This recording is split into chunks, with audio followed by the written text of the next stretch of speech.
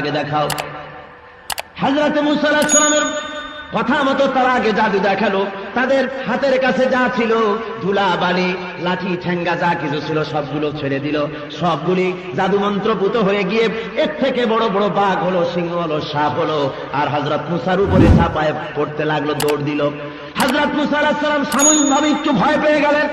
আল্লাহ রাব্বুল আলামিন বলেন, মুসারে ভয় পাইও না, একটা প্রতিষ্ঠিত গভর্নমেন্টের বিরুদ্ধে তোমারে নামাই দিয়া ময়দানে তোমারে একা ছেড়ে দেই নাই, আমি আল্লাহ রাব্বুল আলামিন তোমার সাথে আছি। ভয় কি, আমি আছি। ইন্নাল্লাহা মা'ানা, ভয় নাই। মুসা তুমিও তোমার লাঠি ছেড়ে দাও। মুসা আলাইহিস সালাম লাঠি ছেড়ে দিলেন। কি হয়ে গেল? সাপ হয়ে হা করলো। আর ওই ফেরাউনের জাদুকরদের তৈরি করা সবগুলি বাঘ আর সিংহ গিয়া মুসা আলাইহিস সালামের লাঠি মার্কা সাপের পেটের মধ্যে ঢুকলো।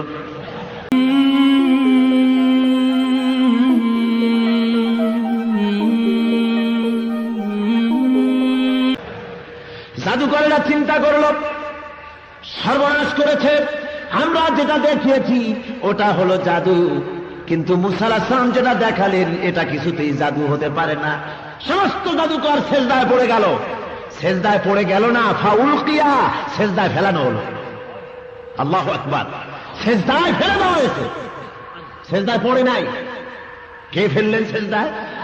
আল্লাহ। কেন ফেললেন? ফেলার কারণ হলো ফিরআউনকে ফেলেন নাই, অন্যদের ফেলেন নাই, জাদুকরদের ফেলেছেন সেজদায়। তার কারণ হলো জাদুকরেরা আল্লাহর পয়গম্বরকে বলেছে, হে মুসা, জাদু আপনি আগে দেখাবেন না আমরা আগে দেখাবো। আল্লাহর একজন নবীর প্রতি এই যে আদব টুকুন করলো, এই আদব করার কারণে আল্লাহ রাব্বুল আলামিন জাদুকরদের ঈমান আনার মতো সম্পদ দান করে দিলেন। জাদুকরেরা, তোরা আমার নবীর প্রতি সম্মান করেছো, আমি দুনিয়ার শ্রেষ্ঠ নিয়ামত তোদের দিলাম। জোরে কর সুবহানাল্লাহ।